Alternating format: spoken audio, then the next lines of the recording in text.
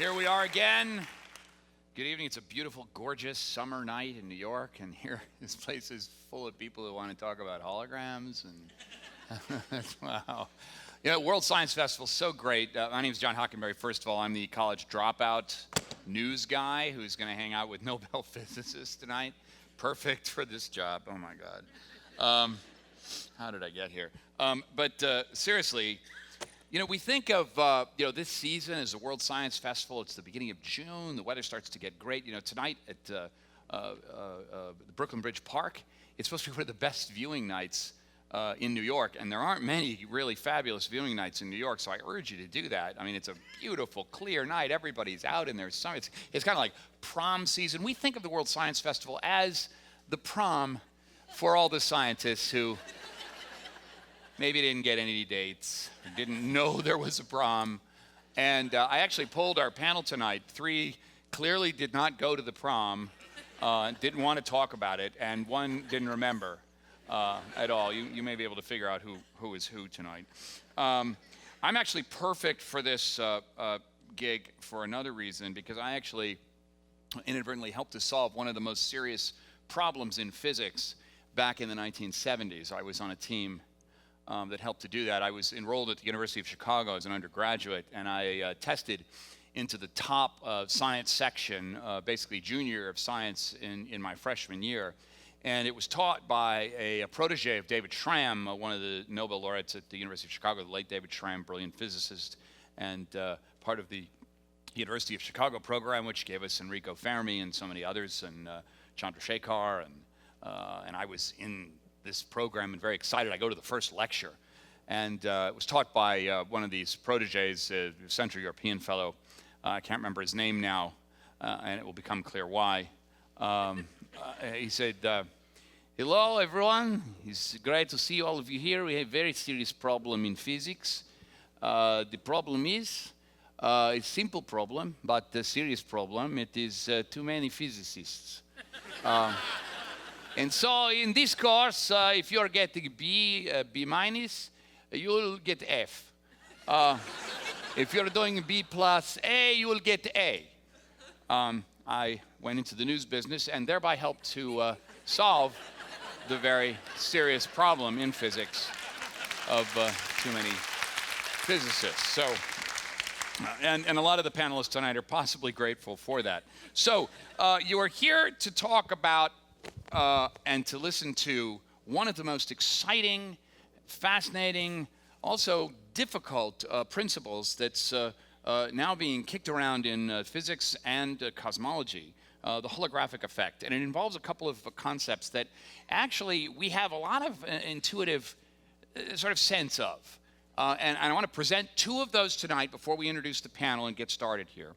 One is the idea of information. Information. We think we know what information is, right? Information is very, very, like, you know, here you go, information, right?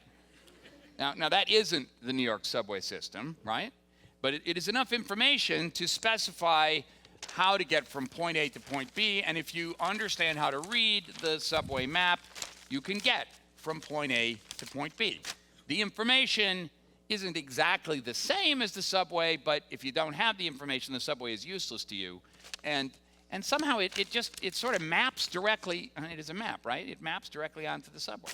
And of course now, the subway map, nobody has one of these, right? It's all on your smartphone, which means it's stored on a tiny piece of silicon. And so therefore, what the volume of this can actually be mapped directly to a volume, 1/1,000,000th the size. Take, for example, this. Anybody got one of these anymore? No. I mean, this specifies the number of synonyms. I don't know what the hell it actually is, but it's a thesaurus, and it actually also fits in a tiny piece of code in Microsoft Word. We got here just the A to M's, okay? Oxford Shorter English Dictionary. Information. I'm going to set it over here just to remind you of what information is all about. Now, information, the dictionary, isn't the English language, right? The space, the universe of the English language is all you people talking. Will you talk now? Just talk. Just turn to your neighbor and say hello. How you doing? right there. See, that is the space called, that is the universe of the English language that you are hearing. It is not the same as this book, but it sort of maps on to this book. And there's enough information in this book to make predictions about what it is that you're saying, so that if you actually talk to me, I know what the hell it is that you're saying. Unfortunately, I probably won't know what the hell it is most of the panelists are saying tonight, so I may need your help with that. Nevertheless, there is information in what they say. The information maps onto a space where we can make predictions. It is information that allows us to be conscious beings. It is information that allows us to be living beings if you think of DNA as information. Now, the information we're going to talk about tonight is much more complicated, but the idea of information as a map, as a specification of a much bigger space, is sort of the beginnings of what we're talking about here. Now, the other thing is holograms, right? You know, clap if you know what a hologram is. Right? Hologram, all right. I should have said, clap if you think you know what a hologram is. Yeah. Let me introduce our panel. Please welcome Raphael Busso.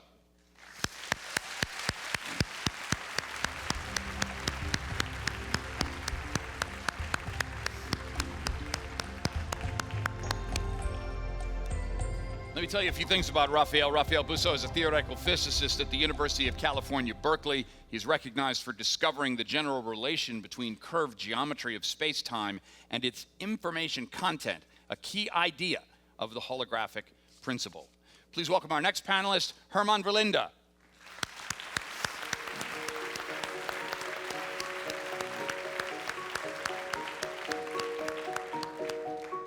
Herman Verlinde is a physics professor at Princeton University. In 1988, Verlinde received his PhD under the supervision of Gerard 't Hooft.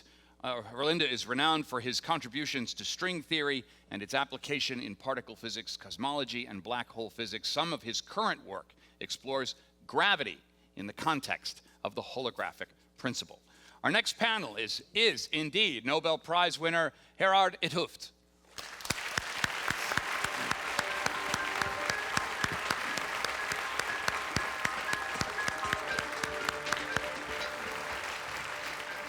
Gerard 't Hooft received the 1999 Nobel Prize in Physics for his doctorate work in theoretical physics. He's a professor of physics, and of his many achievements, he was the first to propose the idea that would later become known as the holographic principle.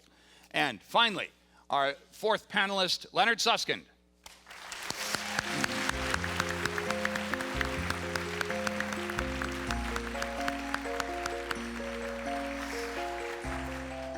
Professor Susskind is professor of theoretical physics at Stanford University and the first to give a more precise interpretation of the holographic principle using string theory. He's well known for his book on the topic of the holographic principle, The Black Hole War, My Battle with Stephen Hawking to Make the World Safer for Quantum Mechanics.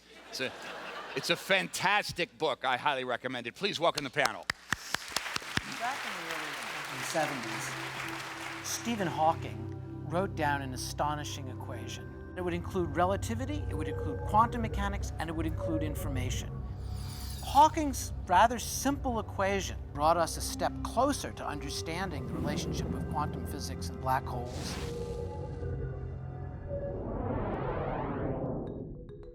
When an object crosses over the edge of a black hole, its event horizon, the object enters a realm basically of empty space, of darkness. And it continues to be dragged toward the center of the black hole, toward what we call the singularity, where it gets crushed out of existence. Every object, in some sense, contains information because it contains a very specific arrangement of particles. So where is the information that describes the arrangement of those particles? Where does it go? Hawking's description of this process was that the energy remains, but the information disappears. For many years, for decades, people wondered, is Hawking right? Is the information obliterated and disappears from the universe, or is it still there and perhaps can be in some way retrieved? The destruction of information was counterintuitive, and it didn't match the rest of the things we knew. In all parts of physics, we had a situation where information doesn't get destroyed. So it was a bit puzzling.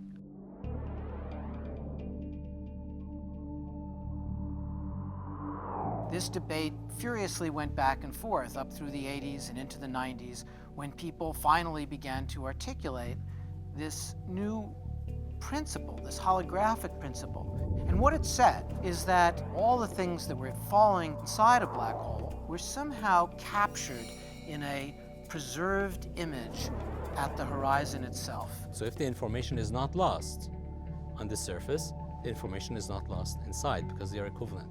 All of the information about those objects, what they were like in their three-dimensional existence, was preserved or encoded on the surface of the black hole. And that's a little bit like a hologram.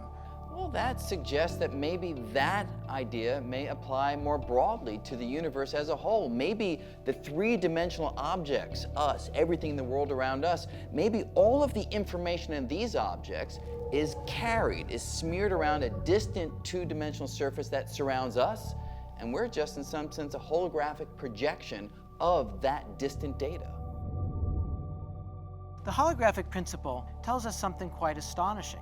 It says that our ideas of volume, of the real world in a sense, might be a kind of illusion.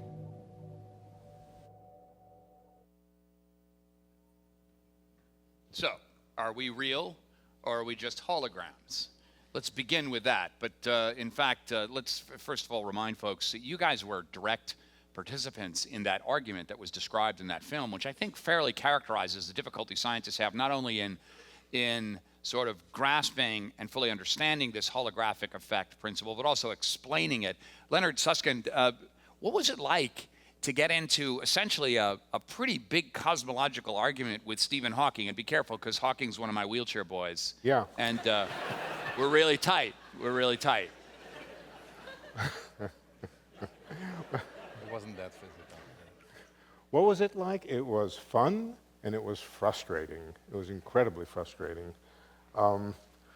Stephen had a view which was very, very difficult to argue with. His ideas were based on very, very sensible ideas. A black hole is a place where nothing can get out of, but things can fall into it. And if things can fall into it and they can't get out, they're gone. But then the black hole evaporates. Stephen had proven that beyond anybody's doubt. And so things fall into the black hole, they can't get out, the black hole evaporates, poof, it's gone, just exactly as Brian said. It was unassailable. There was no way to argue the case. And yet, some of us, particularly Harad and myself, very, very strongly felt that this really undermined everything that we knew about physics. Everything that we know about physics today, and even much earlier, was based on a principle of physics which is so basic that we sometimes forget to mention it to our students. It's the idea that information never disappears. And I'll tell you what that means. Information means distinctions between things. A hydrogen atom is not a oxygen atom. An oxygen atom is not a hydrogen atom. There are distinctions between these things. And it was a very, very basic principle of physics that distinctions never disappear, that they may get scrambled, that they may get all mixed up, but if you start with one configuration and you let it go, or you start with a different configuration which has different information and you let it go, they'll stay different. And Stephen was saying exactly the opposite. No matter what you throw into the black hole, in the end you get out exactly the same thing. It was extremely difficult to see what was wrong with what he was saying. It was even harder to make him understand that there had to be something wrong with what he was saying, so it was very, very frustrating. But at the same time, it was very exhilarating to come up against this basic problem of conflict of principles. And if anything can break the impasses in physics, if there are no experiments available, it's conflicts of principle.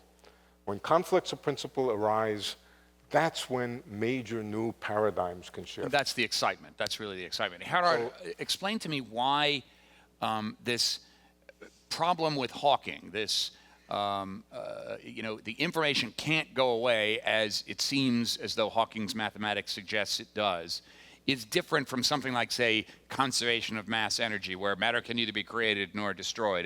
It's different than that, right? Yes, it was a very fundamental problem. And the way I always saw it is Hawking was using quantum mechanics, in particular quantized fields, to derive his result. So quantum mechanics went in as starting point number one, and then general relativity and everything else, and they used all that to derive that black holes radiate particles. From that, it was derived that there was information, and there was information disappearing. Well, the fact that information disappears is at odds with quantum theory itself. So he uses quantum theory to derive a result which basically was at odds with quantum theory. So there had to be a mistake somewhere. I shouldn't call it a mistake, because what he did was by itself mathematically correct, and nobody doubts that. But the final result had something in it that couldn't be true. And so this is what in physics we call a paradox. And like my friend Lenny has been saying, as soon as you encounter a situation of this sort in the physical world, we are very happy, actually. If there's a paradox, it means there's work for us to do. We have to clear this thing up. And if you look at the past, you know quite well that when people start to clear up paradoxes, new discoveries are being made. So you guys are We've seen friends. several cases, and that's why we're also excited about this thing. There's something wrong. The derivation itself seems to be flawless, but there's something wrong anyhow with the result. You guys are friends then? Of course we are. Yeah. Herman, let me ask you a question just about this issue of information, and then I want you to go back. I definitely want you to go back. Why does the universe need information? Why does it need to have this information? Why does a rock need some sort of informational image? What you call information, we as physicists would just write as terms in equations, right? We think of the physical world as being driven by mathematical formulas. In these formulas, there are what we call degrees of freedom. So things can be this, that, or that. Oxygen or hydrogen, as an example. All these things which go in the equations. And we are used, in particular in quantum mechanics, to the situation that if two things start up differently, they end up differently. That's a fundamental notion in quantum theory. We can't get around that. You can't have two different states ending up after a while to be the same. That violates the principles of quantum mechanics. Now, quantum mechanics itself is not such a sacred theory that maybe there are violations of it, but then we want to know about this. We just don't want to say, well, you know, we have to clear that mess up later. No, the mess has to be cleared up right now. If there's a flaw of this sort in our result, we want to know about it. So what Hawking was saying, two different black holes start out differently. In one of them, a teapot is falling, the other an old shoe. I saw this movie. And if the teapot falls into a black hole or an old shoe falls into a black hole, that's different. A teapot's not the same thing as a shoe. Nevertheless, after a while, they look exactly the same, according to Hawking. I see. So it has to be a different... We said that violates our equations. That cannot be true. There's something wrong. Something went wrong on the way, and we want to know what it is. Thanks for referring to that, because I can't tell you how hard it was to get the teapot in the black hole and then to get the shoe. You know? I Sometimes realize they say, that. just get the teapot. We said, well, you got to get the shoe too, and that was sort of really hard. Herman, please. Right, okay. Let me first follow up on sort of because you were asking how was it to have this debate with Hawking. That was kind of your question. Maybe I can tell a little anecdote about how it was. In part, it was, of course, all about science, and we're all friends, even if we disagree about the science. But Hawking is a very special person where he can think very deeply about questions, but he also has a handicap. He cannot speak, so he has to speak with this by typing words. And then sometimes the debate would go like this, then indeed an argument would be given, and then Hawking's response would be one word: rubbish. Very hard to argue and with. that's very hard to argue with. Yeah, and when I say rubbish, nobody pays any attention, you know? But when Hawking says rubbish, it's silent, and you've lost the argument at that point. Capital R, It's a big font there. Yeah, right. When Hawking says it. All right, so Hawking says rubbish to you. Do you like go home and tell your wife, Hawking said rubbish to me, what do I do? Or do you like go to the blackboard, or you just sit down at the computer? What happens? You go on with, because you believe in your argument. The other question about information, the thing that I like sort of as a way of explaining what information is. We live right now in the age of information. This is the information age. And, but the type of information that we're talking about here, you say, well, it's more complicated, but one way of imagining what kind of information we're talking about is, I like, again, the movie The Matrix, where, again, there's this virtual reality, where, and actually I had kind of nightmares myself when I was young. Okay, well, what if the whole world is just a thing that's being projected on my brain, or actually for all of us? If we're sitting here in this room, and who knows, maybe it's just a computer that makes us believe that we're real. And the kind of information that we're talking about is really sort of what is inside of this computer. Imagine you make this hall here with all the reality of being able to do experiments, things fall, you collide things happen exactly the way we think about them as happening in physics, but it's all just zeros and ones in a computer. And in principle, you can quantify how many terabytes, how many gigabytes, how many, I'm not sure, I forgot what comes after gigabytes, but there's information in that computer, and that's the kind of information that we're talking about. So when you say information, you say that physicists believe and cosmologists believe that it is possible to map every aspect of reality that we are experiencing here into some sort of stored code that specifies precisely everything that's happening here, what people smell like, who is mad at who's wearing like dirty shoes, and what they're even thinking about. Right. You can imagine that that's the way it goes. Now, is that something scientists are imagining, or does quantum mechanics insist that that must be so? Raphael? Quantum mechanics, in a way, is based on information. It's a theory of information. The way that we would describe the world, the room being full of people or not full of people, an electron being in this place or in that place,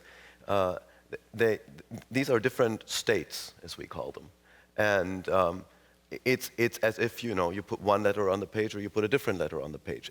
It conveys information. So where a particle is a way of conveying information. And in fact, quite literally, when we write something on a page, we put particles in particular places, and we thereby convey information. It's not very efficient compared to let's explore that for a moment. Victoria, do you have Raphael's slides? Put up his first slide here, because as someone who studied mathematics poorly, the understanding that I had was that as you go, say you're looking at the coastline of Massachusetts, and you're looking at it from a satellite, and you see one line, but then you come closer, and then you begin to trace every little indentation, and then you even get closer, and you trace even any more indentation, and try to specify down to the atomic level that the amount of information in the line that traces the coastline is actually unbounded and infinite. What is it that you've discovered? Well, that it's not. It's not infinite. There's a limit. And so how do we begin with this picture here? I think there's one important thing that maybe we need to say in order to get from the black holes to this. Sure. I was actually not part of this debate with Hawking. I became his student 2 years later. But you look younger as a result. I think as a result, yes. It's certainly aged these gentlemen here. So Incidentally, the reason we're ordered this way is we came in, we figured Raphael could walk the furthest. Right. And we decided we're just going to leave you here when we... And Hawking couldn't be here, so you got me, So, yeah. He was here last year. Yeah. Anyway, so these gentlemen had, the crazy insight that when information is dropped into a black hole, it is not in fact lost. Even though naively you would just think, okay, now it's in this black hole, it's somewhere, but we can't get to it. They insisted that you still have to be able to get to it, which, Lenny made it sound so easy, but it wasn't that obvious. It was an incredible intuition. And for that to be true, that if you throw a phone book into a black hole, that later on you can figure out whether it was the New York or Chicago phone book, two amazing things have to happen. First of all, Hawking had to be wrong about the idea that no matter what you throw into the black hole, the same thing comes out. It's a very loose way of putting what he said, but that's the basic way information would be lost. A second amazing thing had to happen. which is, it takes a long time for a black hole to fizzle away and disappear and return, potentially, return information to you, supposing Hawking is wrong. And in the meantime, you've got this big fat black hole sitting there.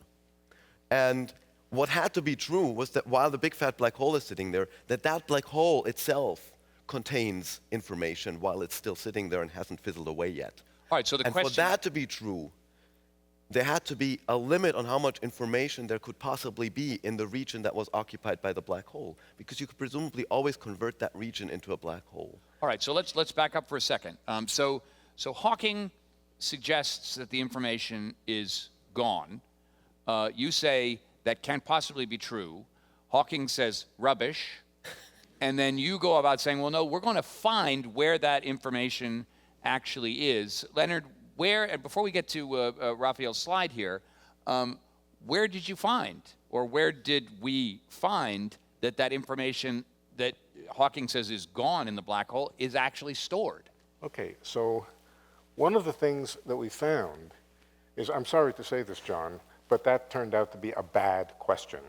Okay. That in a certain sense, bits of information don't necessarily have locations, or at least they don't necessarily have locations which are objective and the same for everybody no matter how they're moving.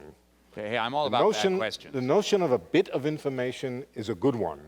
We believe it, we believe distinctions exist and distinctions persist. But the notion of where that bit of information is located turned out not to be a good, what a physicist would call invariant question. It might depend on who was looking at it. Now, let me give you an example of where it is a good idea. If an atom decays inside the sun, everybody will agree it happened inside the sun. It doesn't matter if you're moving relative to the sun, it doesn't matter if you're far away, if you're nearby. Everybody will agree, if they do the calculation, they see what comes out, they'll agree. The atom decayed inside the sun, if the thing happened inside the sun. Black holes are different. And what we found out is the whole notion of whether something happens inside a black hole or if it happens just above the surface of the black hole, the surface meaning the horizon, is a question which is observer dependent. Somebody who falls into the black hole may have all of the experiences of seeing the event happen well in past the horizon. Somebody standing outside the black hole will reconstruct out of the Hawking radiation that event actually happened outside the black hole. So the answer to your question is we didn't find out where the information was. We found out that it was an improper question, that bits of information don't really have locations in that sense. And how do you know they weren't destroyed if you couldn't find them in a particular location? Well, eventually, a lot of the power of string theory and other mathematics came to bear on it and confirmed that there was no expectation that it would be destroyed. But as, can I call you Gerard? It's so much easier. Okay. As my friend Gerard here says, I spent years learning to say Gerard, but never mind. I'm totally fine with Gerard. Yeah. Totally anyway. fine with it. God, I'm 71 years old, and I forgot what I was going to say. No, but you were saying that the issue of where it was and the invariance of the question meant that, or the variance of my question meant that you wanted to basically change the nature of the inquiry. Yeah, right. But you asked me how we know, and I think the answer was given by Gerard, that so much would break down in physics. The whole structure of everything we know about physics would break down and disintegrate if even you open the door a tiny little bit for the idea of information to be lost. Once it can be lost, you can promote that and make it worse and worse and worse and worse, and eventually the whole structure of physics as we know it will break down. There are some things you can't have a little bit of. You either have it or you don't. You know, we all know about pregnancy, but let me give you another example. In mathematics, can you have a theory, a theory which means a mathematical structure, arithmetic or whatever? Can you have a theory which is approximately consistent? It's almost completely consistent, okay? Well, you might have some structure, some set of axioms, and you derive you let your computer run and derive 10,000 theorems from it, and it say, oh, it's approximately consistent. Only 4 of them were inconsistent with each other. Well, no, a mathematician would come and tell you, once you have any inconsistency, you can use that inconsistency to promote it to anything is inconsistent with everything else, basically. I think the same thing was true about information loss. Once you had it in any form at all, you could imagine situations where it would undermine basically all of physics. And that's what, I think that's what Gerard thought, that's what I thought, and it's what Stephen didn't think. So we sort of battled our heads against the wall for a while. All right, so how, in my imperfect question-creating way, can we get to the point of either, if not where was the information, how did we learn conclusively that it wasn't destroyed, and that if the phone book went into the singularity, that there was a way to find out if it was Chicago or Amsterdam or, you know, Soweto? Yeah. Whenever I encounter a situation like this, I try to approach it from all possible angles, particularly angles that my neighbors here would not be prepared to look at, to see what can be done. We have, as I said, a paradox here, and the resolution must come from a totally different point of view than previously. Now, one thing was that quantum mechanics was used to derive the result, and quantum mechanics somehow failed to agree with the final result. There was something wrong. So my attitude was, we start from the other end. Now let's assume that the black hole as a whole agrees with anything we know about quantum mechanics. That means information in is equal to information out. It's that simple, basically, in a quantum mechanical sense. So that ought to be true. As soon as you believe that this is true, it's a relatively simple calculation to find how much information there is in the black hole. And you do that calculation, you find the amount of information in the black hole is exactly equal to its surface area. It's like putting bits and bytes of a computer memory on the surface. Every bit, every byte of information occupies a very precise amount of surface, which you can calculate relatively easily. And that tells you that big black holes contain lots of information, small ones contain a little information, still enormous amounts in any absolute sense. But that was a very clear conclusion, how much information there is in the black hole. But the question where the information is something else again. All right, but let me just back up here. So all you got, if you got your black hole, to study, at least not to find where the information is, but to figure out if there is a quantity of information that could be sufficient to specify what goes on in this black hole. You've got your surface. Not just sufficient, the exact quantity itself. Exact, okay. There's a few bits hanging around the side, but apart from that, the total quantity of information is very precisely calculable. But all you've got is the surface of the black hole. Yes. And so you've got to test, could there be enough information on the surface to specify what's gone into this singularity and what's happening beyond this event horizon? That's the question, right? Well, the question was answered by this assumption that the black hole should obey quantum mechanics. Once you make that assumption, you find that not only the information of things that went in and out of the black hole, but everything in its vicinity should be mapped onto its surface in bits and bytes. It's like saying that the surface is a hologram of the immediate surrounding space-time. So a x-dimensional object can specify an x plus 1 dimensional object. Yes. Are you getting into this here? Is this working for you? We're cool, right? All right, good. You're all with us. Okay. So the surface is two-dimensional. So surface is two-dimensional. But the surrounding space-time is three-dimensional. Which is exactly what a hologram does. You got your two-dimensional Star Wars movie and your three-dimensional looking Princess Leia, who, by the way, did have a prom date, I believe. And so, but is that an illusion? You know, in perspective, it's basically you're creating an illusion, or is it actually a one-to-one mapping of all the information of the reality onto the 2D surface that gives you your 3D reality? Herman? Yeah, again, talking about the mapping, then we don't know exactly how that mapping works at this point. But I would say that the principle that turns out to be very powerful in this context, I call it the Rumsfeld principle. And it's basically saying, well, it's better to deal with known unknowns than with unknown unknowns. So He was bad at all of them, by the way. Yeah, right. Yeah. So the unknown unknowns are stuff that you lose and you don't know that you lost it.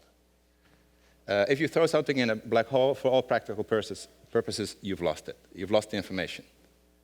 But what we're talking about is actually that we know that we lost it. Again, I don't remember what I ate for breakfast yesterday, but I knew I had breakfast. So at least I know how much information I lost by having a bad memory. And so the fact that we could quantify how much information is in the black hole and that it's measured by the area, that turned out to be surprisingly the key insight. So knowing how to quantify what you don't know is a deep principle. All right. I think, yeah, that's actually starting to work for me. Let's forget your slides, Raphael, for the moment, if you don't mind, and go to Leonard's slide, which really gets us from this idea of there's a bunch of information and it maps into something that we might think of as a three-dimensional image. Victoria, can you put Leonard's first slide up? Okay, what is this? First one? That's a microscopic picture of the film of a hologram, which in fact I made up myself with Microsoft Paint, so it's a fake. But it's about what it would look like. It's about what, if you look through the microscope at the film, not the thing that is being described by the hologram, but by the piece of film itself, it would look approximately like that. And so then if you put light through it in some particular way. Right, well, let's first. It's got some information in it. It's all scrambled. It's impossibly scrambled. You can't look at this and see what it is. Anybody, any guesses what the image is there? Anybody want to guess? What? Leonard Susskind. No, it's good. Donald A guess down Rumsfeld. here?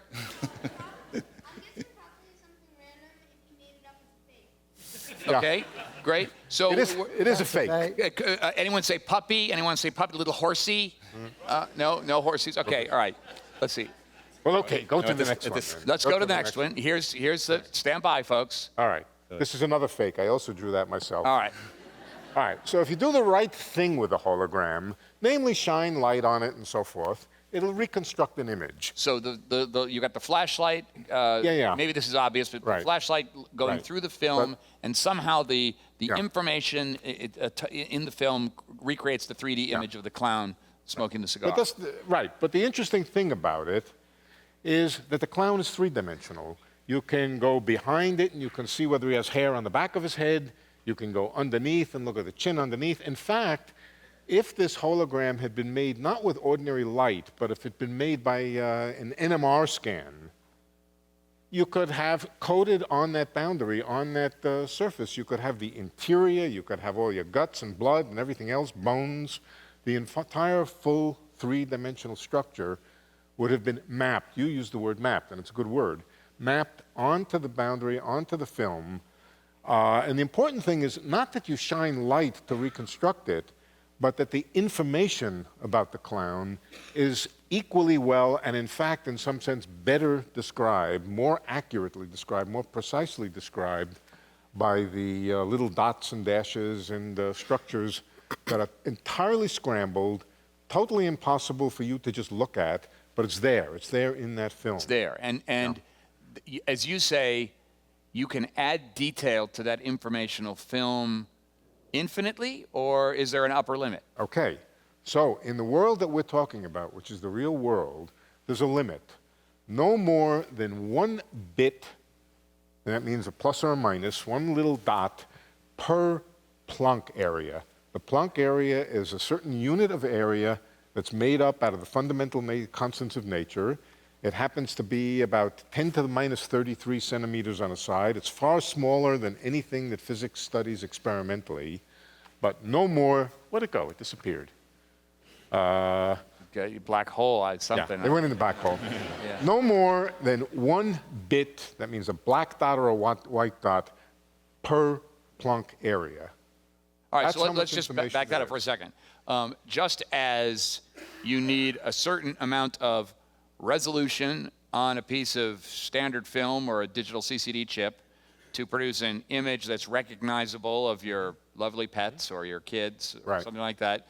In physics, one bit of information, is it a traditional bit, as though Yes, it's a yes or no question. a yes or no question? Up So or a down, 0, or 1, a heads or 0, 1 tails. bit Yeah, 0, 1. is necessary to specify a Planck space, which is an infinitesimal but measurable a little chunk of space. Well, beyond our ability to measure at the present, but yes. All right. And so what it says, I mean, in essence, what it says is this entire room, everything that's in it, can be in principle described mathematically in terms of degrees of freedom, structures on the boundaries, on the walls of the room, with never needing more than 1 bit of information per Planck area. That was very radical. That was very surprising because people had always associated information with volume.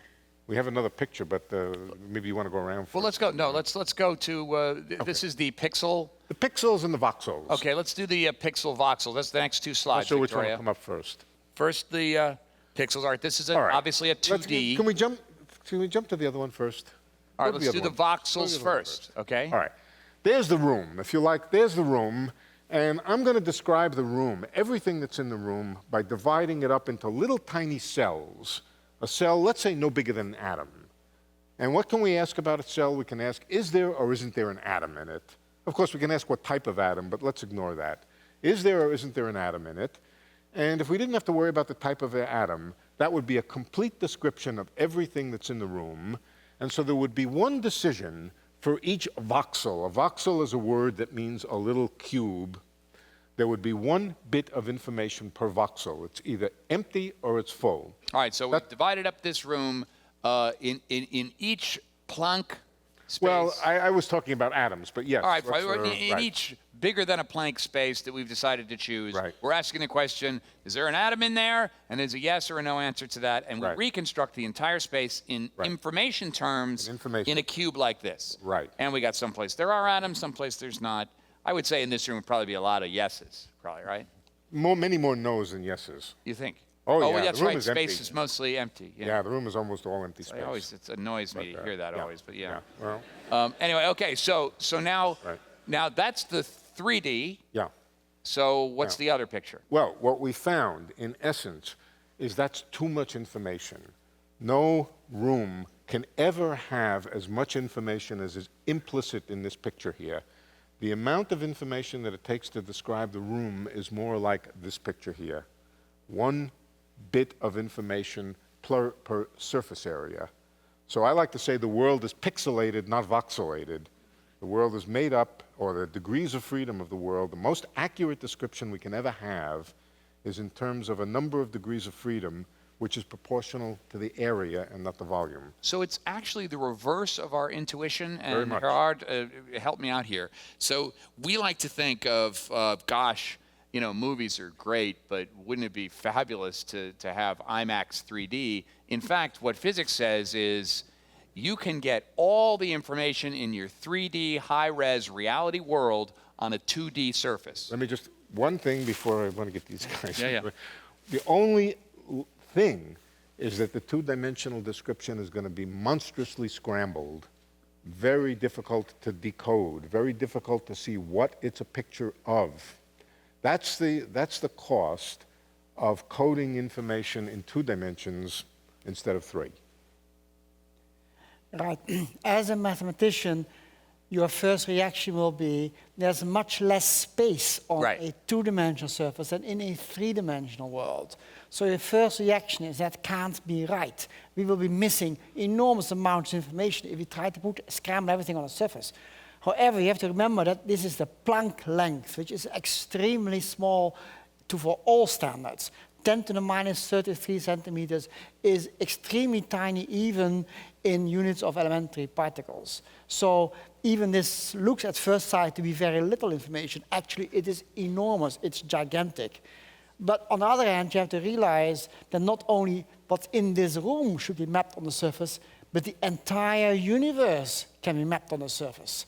That's even more gigantically crazy because you would think that the surface of the universe would be much smaller than its volume.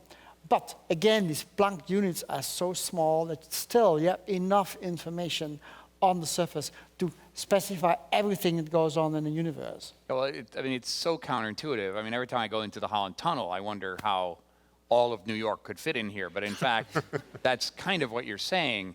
Precisely. So it is very, very counterintuitive. A lot more than- So you come up with these mathematical conclusions that are very robust and sound, and you can defend them. I mean, do you go back, Herman, to Hawking, and then does he say, sorry about saying rubbish, or I guess I was wrong about the rubbish? To his credit, he has started changing at least his opinion, and he accepts a lot of these ideas.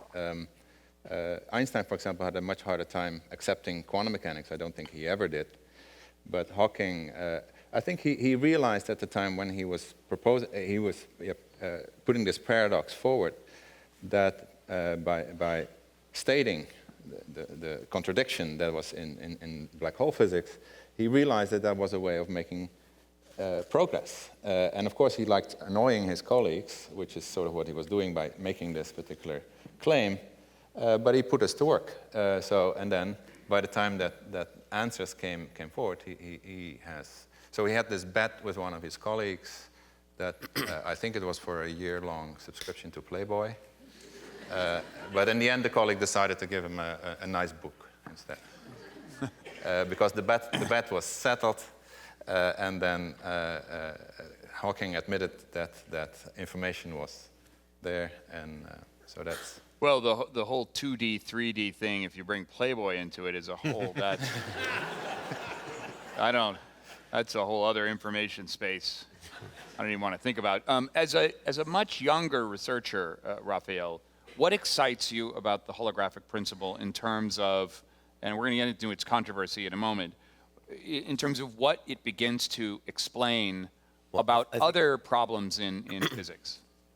I think what's exciting to me is that the only way that information could possibly not be lost when a black hole forms and then evaporates was for there to be a completely universal relation between the information content of a region and its surface area. In other words, there was a relation between surfaces in space-time, which are described by gravity theory. That's the realm of Einstein's general relativity. Surfaces surrounding certain regions. Those surfaces, their area specified how much information could be in the region that was enclosed by them.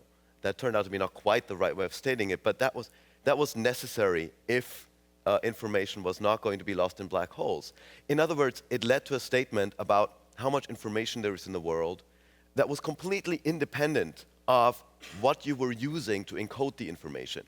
It didn't matter whether you used letters on a page or atoms or strings or quarks, whatever your favorite physical ingredient was. It was a statement that was completely universal.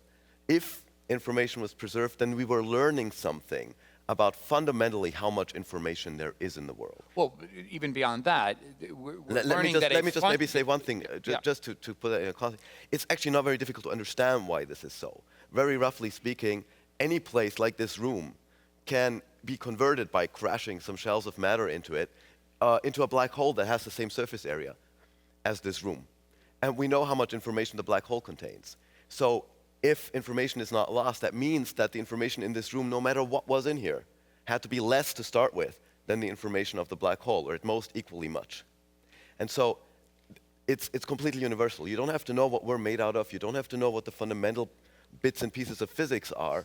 You already know how much information there is. And so it's a deep relation between the two things that we don't know how to put together, gravity and quantum mechanics. Quantum mechanics is about information, gravity is about geometry and surfaces.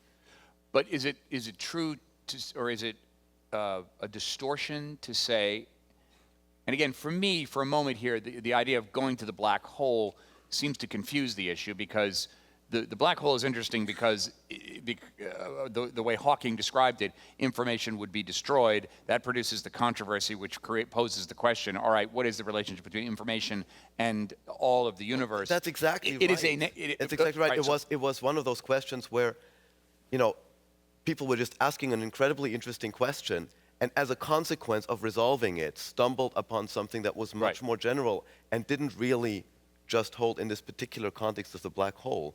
In the end, you can throw the black hole away, and you're still left with... Because I think most of the people in this room, the encounters with black holes are, monthly at best. So let's just say, because of the black hole thought experiment, controversy, argument with Hawking, we have stumbled upon or discovered or now see that a fundamental feature of the universe is that a two-dimensional space of information specifies everything in our universe. Well, something like that? Initially, it wasn't clear how to apply this to the whole universe. Again, the context in which this was discovered was a very specific one, where you're far away, you throw some elephants into a small region, they form a black hole, and then it evaporates. And you want to ask the question, by looking at this Hawking radiation that came out, can I figure out if it was elephants or zebras that made the black hole? Now, that was resolved, I think, by now, pretty definitely. We can look at this, but our universe is nothing like that. Our universe is not like a black hole. Right. Our universe is not a place where you can go far away and study Hawking radiation coming out. And nevertheless, it turned out to be true that this was just the tip of an iceberg. There's a completely universal relation between information and area of surfaces. At first, it seems like that can't possibly be true.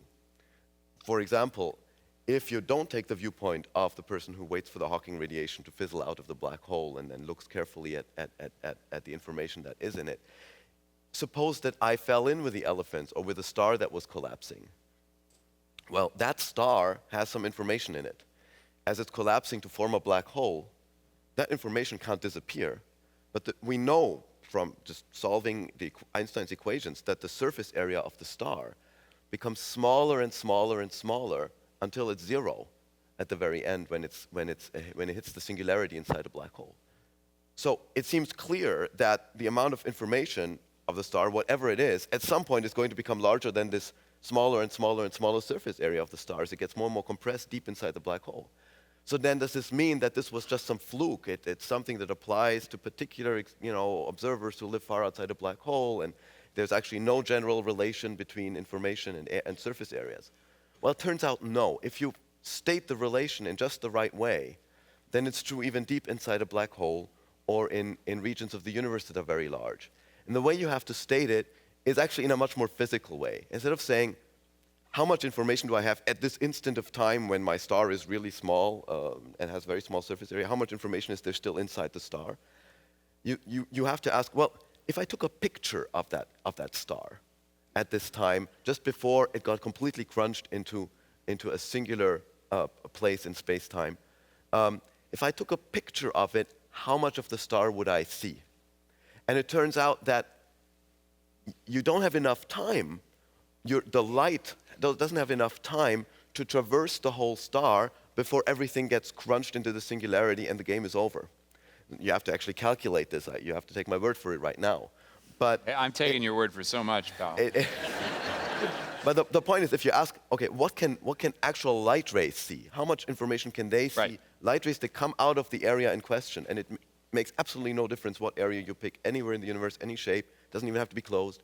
What those light rays see is some piece of the star in this particular example, and by some conspiratorial miracle, it's always less information in that piece of the star than the surface area you started from. It's a much bigger conspiracy of which only the sort of tip of the iceberg was discovered in the context of black hole. Well, it's a little bit like uncertainty in the sense that if you try to measure, you're only going to get a piece of it, but that doesn't affect the existence of all the information. It's all there. The fact that you can't get it or don't have a big enough camera is your own personal psychological problem. It doesn't affect the universe at all. Well, indeed, if you wanted to ask how much information is there in the universe, then again, it's actually very useful that information is sort of encoded on regions that are seen by light rays. You could just ask, well, how far? What is in our past? What is in the region from which light could have reached us up until now? And that region is bounded by basically light rays that are just barely making it to your eyes right now, and they've been traveling for billions of years since the beginning of the universe. And those light rays, well, if you follow them back, of course, they come from a larger and larger region as you follow them back that's farther and farther away. But at some point, their surface area actually becomes very small again when you follow them all the way back to the Big Bang, because everything is small at the Big Bang. The universe is basically contracting to a single point at that point. And so there's a largest area which tells you how much information there is in the universe, somewhere between the Big Bang and us, that is spanned by these light rays. So we can say exactly what the maximum amount of information. So is it the case on some level that the function of our senses? I mean, Galileo looked at light rays and drew some conclusion about the universe. Are tiny sort of instances of the universe conveying information something that's much bigger, that you're now extrapolating to extreme states of the universe, either in terms of the very beginning of time with the Big Bang or the sort of end of matter in a black hole? That they're part of the same story a little bit? Well, the interesting thing about the holographic principle, I think all of us probably agree on this, is that it's a statement that can be made in a situation where we understand physics very well. The area that describes how much information there is in the universe that we see is not an area that lives somewhere very close to the Big Bang where we might not trust our equations. The area that tells us how much information there is inside a black hole is not an area that's somehow close to the singularity inside the black hole, which we don't understand as well as we would like to. These are areas in regions of space-time that are arbitrarily well understood. They're completely harmless. Einstein's theory applies. Harmless is good. Harmless is always good. I mean, I still wouldn't jump into the black hole. But right. They are very well understood areas. The whole statement takes place in a regime of physics that we completely understand. But what we don't understand ultimately is why it is true. It seems like a conspiracy. Every time you check, it works out. And I think that by itself, it was always a huge piece of support for the idea that information isn't lost. All these miracles happen for information not to get lost. It'd be funny if it was at the end. But you have to do it on a case. Funny. Your sense of humor is not so I know, right. Well, I love apocalypses like the next guy. But Hermann, what is the counter-argument here? I've got sort of two questions. One is, what is the counter-argument? Who persists with the idea that this holographic principle may be fun to talk about, but in fact doesn't really help us, or there's another explanation? I wouldn't necessarily say that maybe that people have a counter-argument. But right now, you can state it as a principle because we have indications that it's there. But again, it's basically, from an intuitive point of view, it's absurd that this would be true. Because again, if we want to describe what's going on, for sure, we're going to tell, okay, well, something is happening here at a given time, or something's happening there. So essentially, the information that you use to describe things, for sure, grows with the volume. And indeed, the equations that we're using to describe physics indeed have all those properties. So right now, we don't have a real way of understanding how this is really true. So we know, we have hints that it's true. There's no evidence? No, we don't have a mathematical theory that precisely describes how it is. We have strong evidence that it's true. And I think, so there were early times, say in the early 90s, where if you would, and I think there was a conference in the early 90s where there was a vote. Okay, how many people were actually believing that information was lost? And then more than half of the hands went up, and it was only a small group of people that were saying, okay, well, we don't believe that information is lost, and it was only a couple of the rubbish group. There was the rubbish group, and then there was right. And now the rubbish group is bigger, almost the whole room. Yeah, if you call us the rubbish group. Well, you were then. You were then. Yeah, we were called rubbish. Yeah, that's correct, and proudly so. How? I want to go back to this information, and I actually want you to go through those slides that I've seen before, which I think are fascinating. But Gerard, let me ask you: is information a particle in the sense that it's like matter? Is information akin to being like electrons, protons, quarks, antimatter? Is it some sort of parallel phenomenon that goes along with reality, or is it something fundamentally different? No, actually, I think it's about time that we start to disagree with each other. And No. so I want to, no, you think so? Starting to get good. Because I want to bring in a notion which hasn't been put forward yet, the question of dynamics. You know, when I first saw people windsurfing, I loved also to go windsurfing. So on one day I thought, I'm a theoretical physicist, I can work out how to stand on the board and how to hold the sail without falling over. And I worked it all out, and I stood on the board, I could hand the sail, and I didn't fall over, and I went any direction I want, except I only solved the static problem. I didn't solve the problem, what happens if a big wave comes, and what do you have to do if you want to make a sudden turn. This I never solved, so whenever that happens, I fall over. Now here the problem is the same. So far we've been discussing this static question. What is information, where is it, and so on. And you can discuss it at length. But there's something else in physics, the dynamical question. How do things evolve in time, and how do we phrase laws of nature? And now we encounter a deep and fundamental problem, which is the world looks to us three-dimensional. If I make a disturbance here, like I'm saying something or I'm shining a light, the disturbance moves with the speed of light or slower to its environment. And it never goes faster than the speed of light from here to a point far away in the universe. That is a fundamental three-dimensional property of the world as we know. And it has been tested very, very accurately in all branches of physics. It's a very fundamental principle. Not only that disturbances move with a certain maximum speed, it also has causality. That is, whenever you cause some disturbance somewhere, its effect never goes faster than the speed of light, and it certainly doesn't go back in time.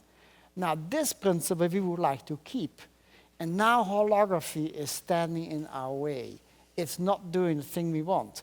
If my friend Lenny here is right, and information on the two-dimensional surface is completely scrambled, how do you explain it? If you make a disturbance here, the disturbance doesn't spread faster than the speed of light.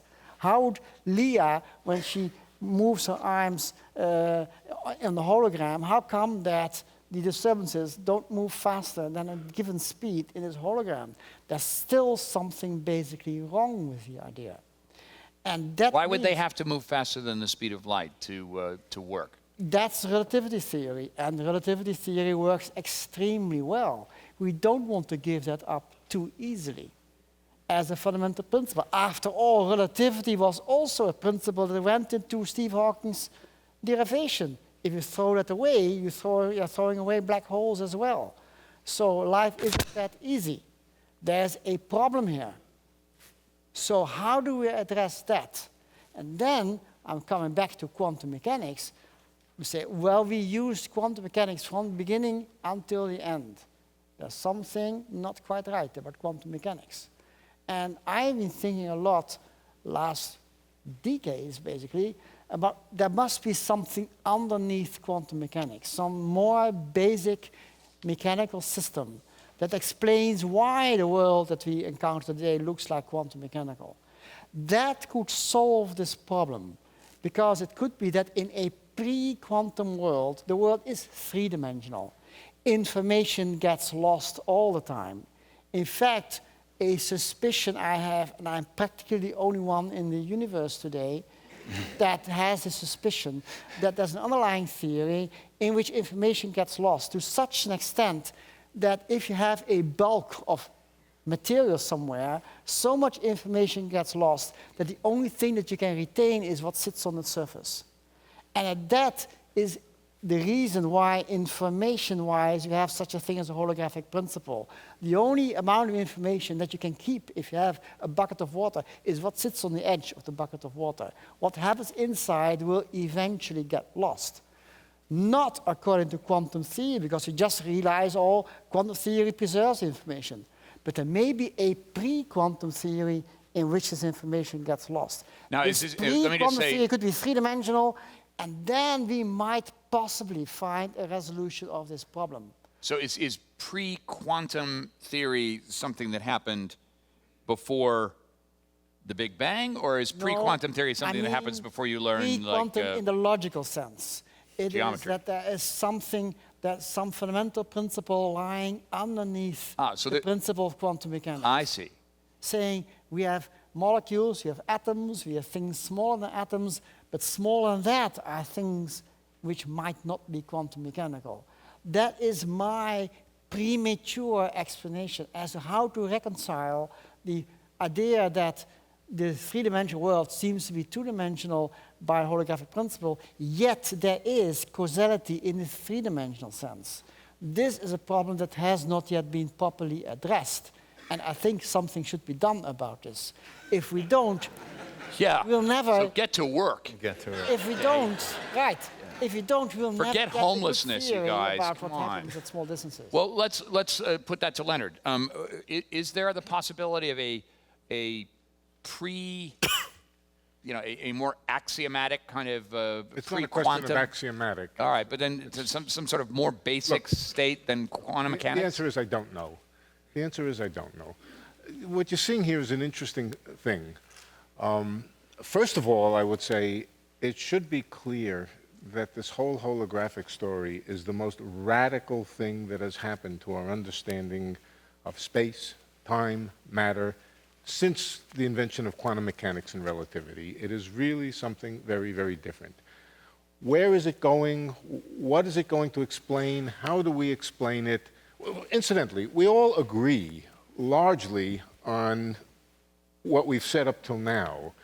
And you'll find that in physics in general, probably in science in general, at any given time there are those things which have been made into established science that people agree on, and that subset they will tend to agree on unless they're screwballs and outside the mainstream of the community. But that once you go past that, once you go even just a little bit past what we really know, you'll start finding it becoming a very, very human subject. A subject with, let's put it this way, good physicists are as variable as snowflakes. Every single one of them is different. Every single one of them has a different perspective. And once you go past that point where we have confirmation, where we do agree, you're going to find that just about everybody has a different view of where it's going to go. Sure, well, that I can understand. But let's focus on the radicalism for a moment, because I think people can understand how relativity radically changed the Newtonian view of reality, in the sense that the straight lines in the Newtonian world actually are curved in certain spaces, and that curvature relates to the force of gravity in some way. And so around stars, space actually bends. That's a radical notion. It's probably only in the last 30 years that that's been internalized to be something that kind of everybody understands. You can't really appreciate The Matrix, movies like The Matrix, unless you sort of understand the sort of relativistic world. How does this notion produce a radical change in the way that we might see relativity? I think it's still a work in progress, and we don't know. Harad has his view. I have my view. Herman has his view. What's his name over there has his view.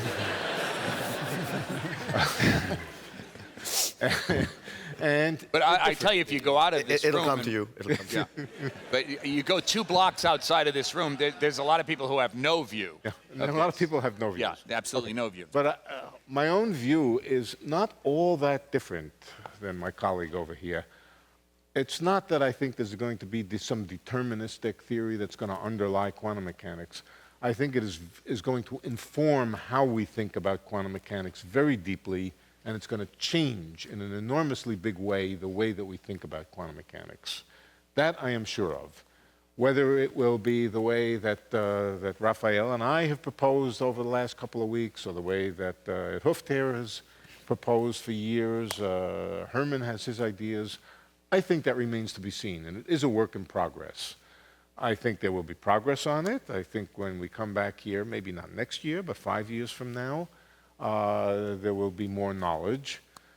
But it's very clear we're on the cutting edge of, and on the cusp of, I think, a major paradigm shift in the way the world works. All right, that's great. Now, how are we doing? We're feeling pretty good about holographic principle and projection, right? Right? And we're feeling pretty good about how information is a much more complicated thing than maybe the concepts from our intuition, right? Right? Okay, good. All right, here's a question that's going to put you on the spot. But it relates to your issue of each of you think differently. The physicists are as different as snowflakes. And hopefully they stick around longer than snowflakes. If I were to put a holographic principle T-shirt on each one of you that specified how each one of you represents a particular sense of what's going to happen, what we're going to discover, what aspect that represents your position, what would your T-shirt say? I believe in holographic principle, and it's going to look like blank. I don't know. I would like have something like I heart HP or something. Well, that's going to be on the back. No. The front is going to have to Your be more ticket to quantum gravity on the back. quantum. So Your ticket to quantum gravity. So- I mean, why do we call it a principle? Like, you know, I think the positive spin, the most positive spin I can try to put on this, and I am being optimistic when I say this, is compare this to the equivalence principle. The equivalence principle is something that Einstein recognized, you know, a huge conspiracy in nature. Why do all objects fall at the same rate? You know, different particles with different charges do not get attracted to each other at the same rate. But with gravity, for some reason, everything gets attracted in exactly the same way. Amazing conspiracy from the point of view of Newtonian theory. You just have to put it in by hand. It doesn't contradict anything, but it's just crazy. It needs an explanation. See, it elevates this observation to a universal principle. You have to find a theory that makes this obvious to start with. So for you, and that would have to be quantum gravity, because what's involved here is both quantum theory and general relativity. It would have to be a theory that knows about both. So it clearly is a signpost. Maybe we need more signposts to find the right but answer. for you, holographic principle is a first step towards a theory of quantum gravity that begins to explain what's so frustrating about gravity. Well, and indeed, what Gerard just said tells us why it's been so hard. You have to explain where this holographic bound on information comes from while not destroying what we know about locality, the fact that I get to know in this part of the room something independently of there. I get to move particles around independently. It seems like you don't have to know what's over there to do something here. There seems to be a conflict here between holography and the way that physics has worked up until Right. now. On your T-shirt, Herman, what would it say? I mentioned the movie The Matrix, probably some image like these letters, and there's Nemo, what's his name? The guy who, he goes and he starts flying with anti-gravity. I think that's pretty good. So let me explain why the Matrix. We talked about sort of things not being able to move faster than the speed of light. And I think the people that came up with the name of the Matrix actually had something pretty good in mind there. Because what is a matrix? It's essentially something that relates something that's here with something that's completely somewhere else. So I think indeed that sort of the future, at least of this development, will be that we start actually with information. So information is going to be our starting point. And space-time is not something that we start with. We forget about what space is and what time.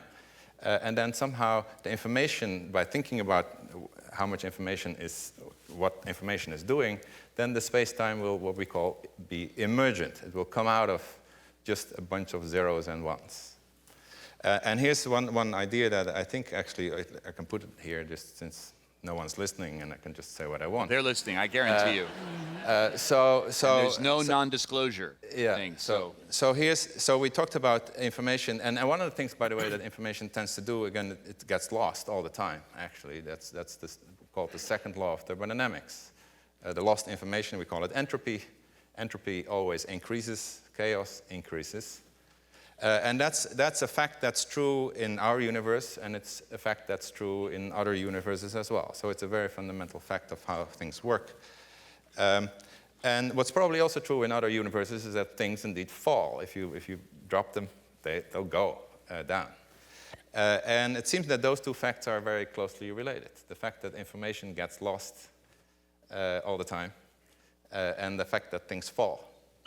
So I think that's... And lost is different from destroyed.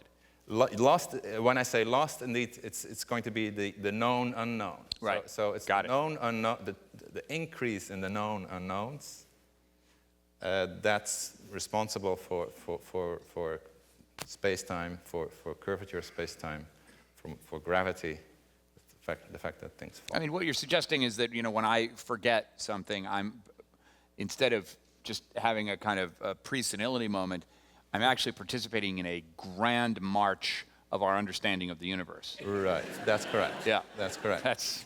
I'm loving it. I'm glad I came tonight. Gerard, what would be on your T-shirt or sign that would suggest where you fall on, and I guess probably the pre-quantum theory, the proto-quantum theory might be on your T-shirt. That might be the direction that you would be headed.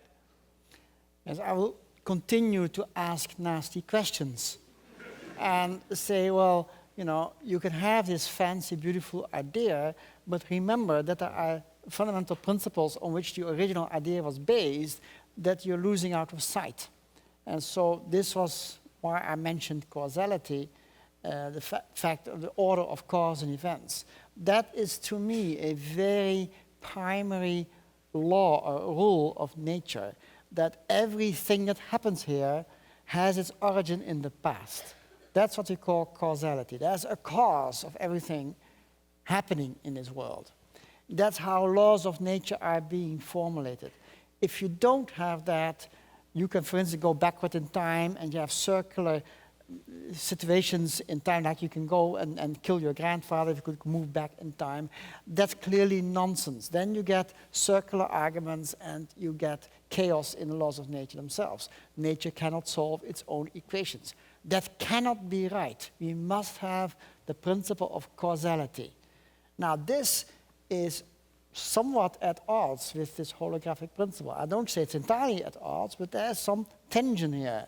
And what we want, the whole reason why we are doing this, why we're making this, all these considerations, is that we want to have a better model, a better theory of what happens in the physical world. We want to explain why the particles that we have today behave as we have seen them and studied them today. And there are many things you understand and many things you don't understand. We have the standard model of elementary particles is a beautiful rigid scheme of all particles known today, and it is marvelously precisely described by this standard model. But there are mysteries in it which we want to understand and solve as well. We are very ambitious. We've made a marvelous theory of nature. It's not good enough. We still know there are blank spots in this theory that we want to fill in. And this is why we are doing this. We want to find new basic principles to improve our understanding of nature. That's what all of this is about. But the only way to understand to improve our understanding of nature is by asking all sorts of nasty questions. Questions our colleagues rather not ask because they're so confusing. Well, let's ask confusing questions anyway and see if we can come close to answering them. Any question that has an unexpected answer might help us go forward and make an improved theory of the world that we live in.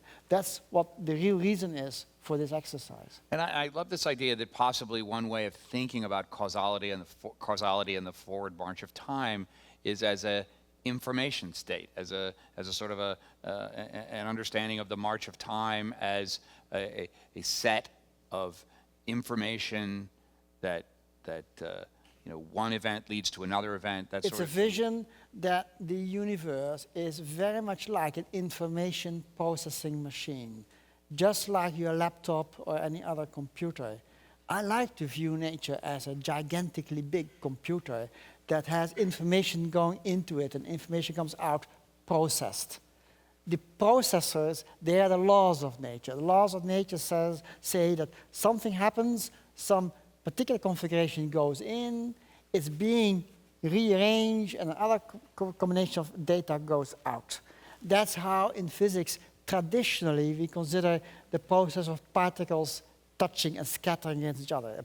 Two particles come like this, they hit each other, and they go off in another direction. That's what we call scattering, and a scattering process is an important way of describing the laws of nature. What happens when two particles meet? How do they separate? Do they break each other up? Do new particles form? And so on and so forth. So that's a fundamental way of phrasing laws of nature, and that's what we want to understand. Can I ask you a question on this?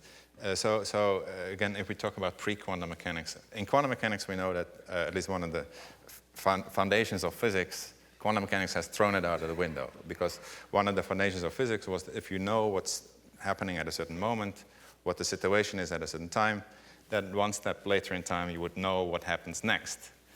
But in quantum mechanics you can have two completely identical situations that a second later would give you two different outcomes. That is right. Is that a principle that you accept, or is your pre-quantum mechanics going to be of the It's type a principle where you I accept would actually- entirely within the language of quantum mechanics. But my suspicion is, it's only a suspicion, is that quantum mechanics cannot be the entire story. There's something else happening, and you're exactly asking the right question, which is, how come that if two particles reach each other, and in the beginning they were identically the same, and then suddenly they might do either this, or they might do that, or other particles might come out, and all that is described by a matrix, in fact, in the quantum mechanical sense, but nobody knows how to predict which of the possibilities is actually being realized. That, I think, is a weak spot in our present understanding of quantum mechanics. Why is it impossible to predict in advance what will happen? And there are numerous examples of this which are typical for quantum mechanics. And physicists today have learned to ignore the problem, to say we solve everything except we cannot always predict exactly what happens. What we can say is that you need all the possibilities to compute what happens after that. So that's a mysterious feature of quantum mechanics. And you want to embrace the mystery rather than ignore. Exactly. A little bit, okay. They've learned to do that because it is so successful. It works tremendously well in understanding nature. But it cannot, to my taste, it cannot be the entire story. There's something else happening, but at a different level of nature. And my belief is the Planck scale is so much different from the scale of elementary particles that could well be the level at which things are fundamentally different. There you have, if two things scatter, they have only one choice to make, not many, very many. That's the idea of determinism, which people laugh at. When I mention this idea, people just manage to keep their smile away from their faces, but otherwise, you know, as soon as I'm away, I'm sure they're laughing about this idiotic idea of determinism. Well, we can check some of the comments on the website it's not later. Such a crazy idea, but it's an old idea. It's an old idea, and it has proven wrong about 1 million times. But always they prove wrong because they're making very conservative assumptions, and I don't believe those assumptions. So I still think there's a way to get around the this, nasty but questions. that's very difficult, and it's a dispute that's going on for years and years and years, starting all the way back with Einstein and Niels Bohr. All historians of science say Einstein was wrong, Bohr was right, and I believe it's not true. That's Well, very, nasty very questions inspiring, fits on but a what goes t-shirt. on the T-shirt? Nasty questions does fit on a t-shirt. That's good. Leonard, yours. Well, just with respect to what Gerard says, I wouldn't bet against what he says. On the other hand, I just can't see how it will work. But it's those kind of conflicts which get us where we want to go.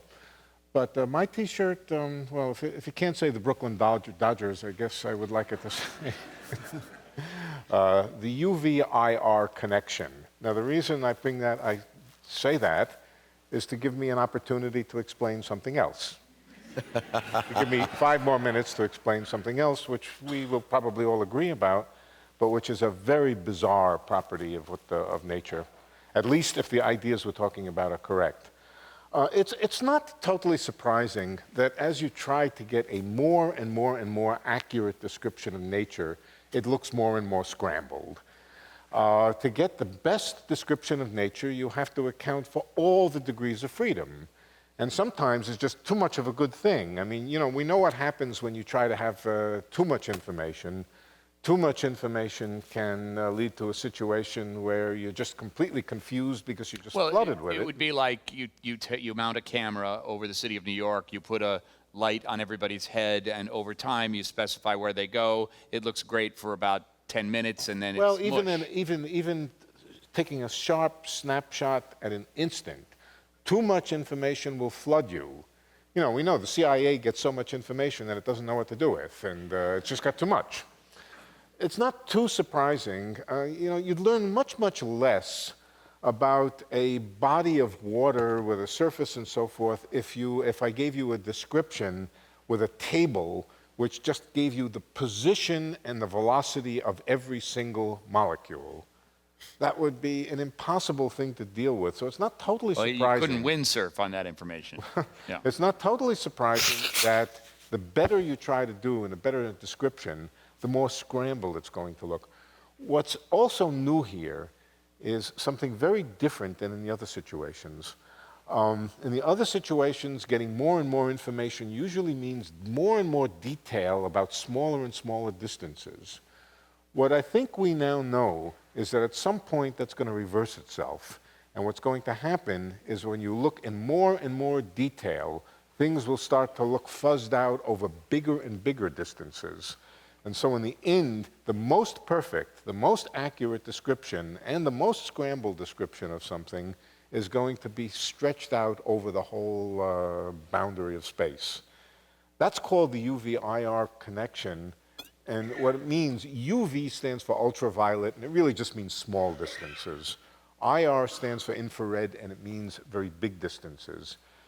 And we're getting a little bit, I don't say confused, I'm not sure it's confused, but something is happening where as you start to look at a system at more and more and more precision, what you might have thought that you're going to see more and more tiny, short distance, small distance precision, it's going to start getting fuzzed out and fuzzed out and fuzzed out until it's stretched across the whole... And that's not simply a feature of the camera you're using or No. the resolution. That is a fundamental That's feature a fundamental aspect of physics, that the better you try to look and the more detail you try to see with, the more it's going to be stretched out and fuzzed out over bigger and bigger distances. Yeah, I want to follow up on that. So at least one of the reasons why we're now more and more convinced that the holographic principle is really something that works comes indeed from string theory, which is my field. And what happens there is precisely if you go through this step of looking in more and more detail at what happens on shorter and shorter distances, you might be interested in say, what happens inside of our nucleus, inside of our atoms, and there's a nucleus and there are quarks and there are smaller and smaller particles.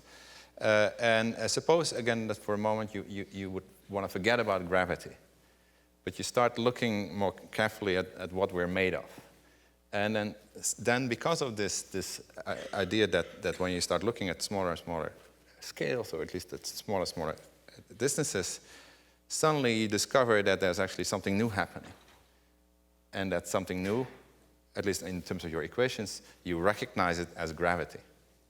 So the amazing thing is that while you're actually interested in just looking at the smallest constituents of matter without putting gravity in, gravity comes out as something that's sort of inevitable.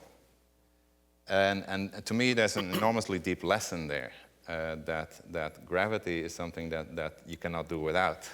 Clearly, we cannot do without it. We would not be sitting here. We would be floating in this.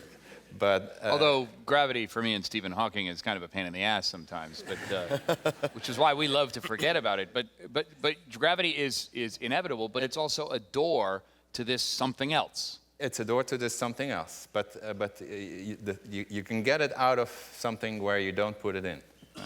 So it's not the starting point. It's the output.